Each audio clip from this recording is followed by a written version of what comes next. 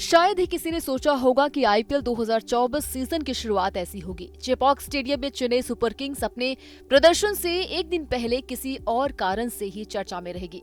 उम्मीदें तो टॉस के दौरान एमएस धोनी को सिक्का उछालते हुए और फिर नए सीजन की शुरुआत में पहली बार बोलते हुए देखने और सुनने की थी, लेकिन अब बातें धोनी के आखिरी सीजन की संभावना को लेकर हो रही हैं। कारण तो अब सब जानते हैं। आईपीएल इतिहास के सबसे सफल कप्तान एमएस धोनी ने चेन्नई को आगे ले जाने की जिम्मेदारी ऋतुराज गायकवाड़ को सौंप दी है।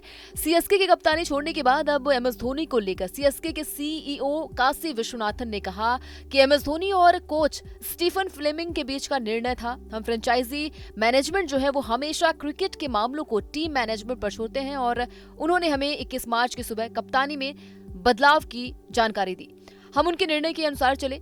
इसके अलावा विश्वनाथन ने अटकलों पर ध्यान देने से इनकार करते हुए कहा कि हम भविष्य के बारे में नहीं कह रहे हैं। हालांकि उन्होंने पुष्टि की है कि एमएस धोनी इस सीजन में पूरी तरीके से खेलेंगे। वहीं सीएसके के हेड कोच स्टीफन ने अपने बयान में स्थिति को पूरी तरीके से साफ कर दिया है। फ्लेमिंग ने कहा है कि हम साल 2022 में धोनी की कप्तानी से अलग होने के लिए तैयार नहीं थे। धोनी को क्रिकेट की जबरदस्त समझ है, लेकिन हम युवा खिलाड़ियों को इस भूमिका के लिए तैयार करना चाहते थे। इस बार हम तैयार हैं।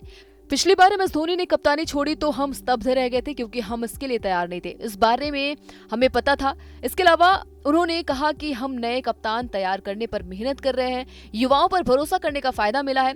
मैंने गायकवाड़ से कप्तानी के बारे में बात की, उसके लिए ये शानदार मौका है। खैर, अब ऋतुराज गायकवाड़ आपको चेन्नई की कमान संभालते हुए नजर आएंगे। 22 मार्च यानी कि आज चेन्नई बनाम आरसीबी के बीच में पहला मुकाबला खेला जाएगा। मैच चेन्नई के एमए चिदम्बरम स्टेडियम में है, यानी धोनी के अपने घर पर मुकाबला खेला जाएगा। चेन्नई का ग्राउंड सीएसके का होम ग्राउंड होने के साथ ही टीम का किला भी है, जिसे भेद पाना काफी मुश्किल है। देखिए इस वीडियो में हम बात करेंगे चेन्नई की पिच, वेदर और हेड टू हेड रिकॉर्ड्स के बारे में, और इसके अलावा क्या होगी दोनों की संभावित प्लेइंग 11। तो सबसे पहले नजर डालते हैं एमए चिदम्बरम की पिच के बारे में। सीएसके और आरसीबी के बीच में आईपीएल 2024 का पहला मैच जो है वो एमए चिदम्बरम स्टेडियम में खेला जाएगा। सीएसके के घरेलू मैदान पर स्पिन गेंदबाजों का बोलबाला रहता है।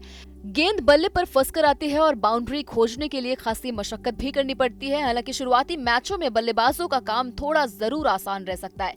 पिच रिपोर्ट के बाद वहां के वेदर रिपोर्ट के बारे में जानते हैं। तो चेन्नई सुपर किंग्स और रॉयल चैलेंजर्स बेंगलुरु के बीच खेले जाने वाले मैच के दिन बारिश की कोई संभावना नहीं है। 21 मार्च को चेन्नई में बारिश की उम्मीद जताई गई थी, लेकिन 22 मार्च को मौसम सामान्य रहने वाला है।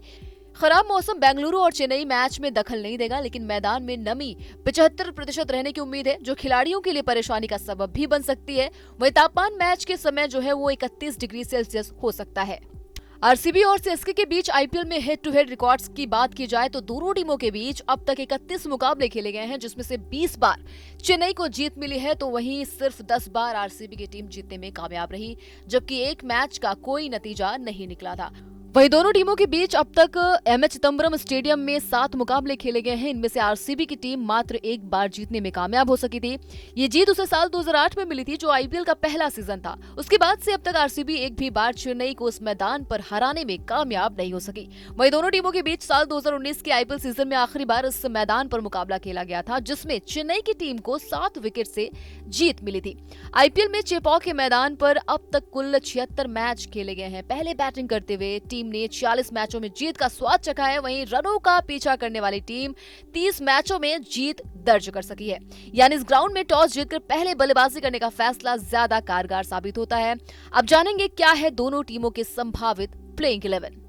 सबसे पहले बात करेंगे चेन्नई की संभावित प्लेइंग 11 की। तो यहाँ पर ऋतुराज गायकवाड़ आपको चेन्नई की कमान संभालते हुए नजर आएंगे। Rachin Ravindra, Moeen Ali, Shivam Dube, Ravindra Jadeja, MS Dhoni as a wicket keeper, Shardul Thakur, Deepak Chahar, Tushar Deshpande, Mustafizur Rahman, Maheesh Theekshana. तो ये थी सीएसके की संभावित प्लेइंग 11। अब जानेंगे क्या है आरसीबी की संभावित प्लेइंग 11। फैफ डु प्लेसिस जो कि आरसीबी के कप्तान हैं, Virat Kohli, Rajat Patidar, Glenn Maxwell, Cameron Green, Dinesh Karthik, Mahipal, Alzarri Joseph, Karan Sharma, Mohammed Siraj, Arshdeep Singh, Yash Dayal. तो ये थी आरसीबी की संभावित प्लेइंग 11। आपको बता दें कि एमएस धोनी को सीजन के आगाज से पहले ही कुछ बड़े झटके लगे थे। ड्वेन कॉनवे इंजरी के चलते उपलब्ध नहीं होंगे। ऐसे में ऋतुराज गायकवाड़ के साथ पारी का आगाज कौन करेगा, ये बड़ा सवाल है। माना जा रहा है कि न्यूजीलैंड के स्टार ऑलराउंडर सचिन रविंद्र ऋतुराज का साथ निभाते हुए नजर आएंगे। नंबर 3 की पोजीशन पर धोनी अजय के रहाणे पर भरोसा दिखा सकते हैं, तो 4 नंबर पर शिवम दुबे एक बार फिर से धमाल मचाना चाहेंगे। आरसीबी ने चेपॉक स्टेडियम में आखिरी बार मैच साल 2021 के सीजन में खेला था, जिसमें से उन्होंने कोलकाता नाइट राइडर्स की टीम को 38 रनों से हरा दिया था। इस मैदान पर विराट कोहली का रिकॉर्ड देखा जाए तो वो भी काफी अच्छा नहीं है, जिसमें से उन्होंने 12 पारियों में 30.17 के औसत से मात्र 362 रन बनाने में कामयाब हो सके हैं और उनके बल्ले से सिर्फ 2 बार ही अर्धशतकीय पारियां देखने को मिली है। आरसीबी के पूर्व कप्तान विराट कोहली की वापसी लंबे समय बाद मैदान पर होने जा रही है। उन्होंने इंग्लैंड के खिलाफ हाल ही में खेली गई पूरी टेस्ट सीरीज मिस कर दी थी, लेकिन अब वो अपनी टीम के साथ जुड़ गए हैं और खेलने के लिए बिल्कुल तैयार हैं। विराट कोहली की कप्तानी छोड़ने के बाद फैफ डुप्लेसिस 2 साल से टीम की कमान संभाले हुए हैं, लेकिन अभी तक वो भी ट्रॉफी दिलाने में कामयाब नहीं हुए। ग्लेन मैक्सवेल इस वक्त अच्छे फॉर्म में है। टीम चाहेगी कि पूरे आईपीएल ये जारी रहे। विराट कोहली के लिए ये आईपीएल स्पेशल भी है, क्योंकि इस खिलाड़ी को एक बार फिर अपने आलोचकों को जवाब देना होगा। विराट कोहली छुट्टी पर क्या गए, उनके आलोचकों ने ये फैलाना शुरू कर दिया कि ये दिग्गज T20 वर्ल्ड कप 2024 की टीम में सिलेक्ट शायद नहीं होगा। लेकिन सवाल यह है कि आखिर किस बुनियाद पर इस खिलाड़ी को T20 टीम से ड्रॉप किया जाएगा। वैसे विराट कोहली इस आईपीएल सीजन में रनों की बरसात करके सभी आशंकाओं को खत्म करना चाहेंगे। विराट के सामने पहली चुनौती चेन्नई सुपर किंग्स है, जिसके खिलाफ उनका रिकॉर्ड अच्छा नहीं है। आपको बता दें कि धोनी ने इससे पहले साल 2022 में खेले गए आईपीएल सीजन के शुरू होने से पहले अचानक कप्तानी छोड़ दी थी, जिसके बाद रविंद्र जडेजा को टीम का नया कप्तान बनाया गया था। हालांकि टीम के खराब प्रदर्शन की वजह से बीच सीजन फिर से धोनी ने कप्तानी को संभाल लिया था। आपको बता दें कि साल 2008 में आईपीएल की शुरुआत के बाद से ही जितने भी सीजन में चेन्नई ने आईपीएल में हिस्सा लिया है, धोनी ही इसके कप्तान रहे हैं। बीच में धोनी ने साल 2022 में पहली बार कप्तानी छोड़ने का ऐलान करते हुए जडेजा को टीम की जिम्मेदारी सौंपी थी, वो भी बिल्कुल इसी अंदाज में। टूर्नामेंट शुरू होने से 1-2 दिन पहले ही। इसका नतीजा हालांकि अच्छा नहीं था और शुरुआती 8 से 6 मैचों में हार का सामना करना पड़ा था।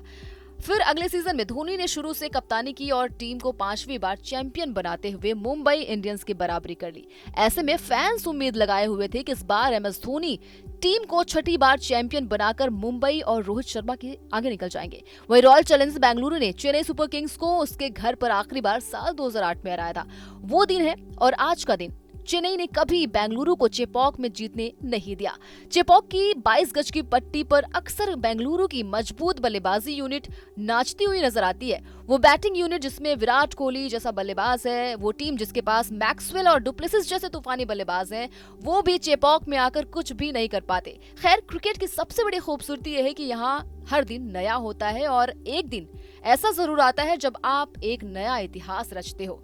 बस यही मौका अब आरसीबी के पास है। अब सवाल यह है कि जिस 22 गज की पिच पर चेन्नई और आरसीबी का मुकाबला होगा वो आखिर कैसी होगी।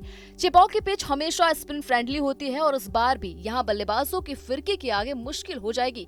लेकिन यहाँ पेच ये है कि रात को चेन्नई में ड्यू गिरती है, कभी ये ज्यादा मात्रा में आती है तो कभी ये कम हो जाती है। कुल मिलाकर यहाँ टीमों को समझ नहीं आता कि टॉस जीतकर पहले क्या किया जाए।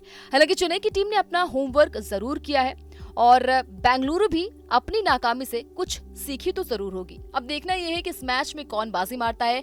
क्या ऋतुराज गायकवाड़ अपनी कैप्टनसी में ये पहला मुकाबला जीत पाएंगे? कमेंट करके जरूर बताइएगा। इसके अलावा क्या 15 साल बाद चेपॉक स्टेडियम में चेन्नई के सामने एक बार फिर आरसीबी जीत पाएगी? ये भी हमें कमेंट करके जरूर बताइएगा। इसके अलावा अगर आपने अभी तक न्यूज नेशन स्पोर्ट्स को सब्सक्राइब नहीं किया है तो फटाफट से कर लीजिए, क्योंकि स्पोर्ट्स से जुड़ी तमाम खबरें आपको सिर्फ और सिर्फ यहाँ देखने को मिलेगी।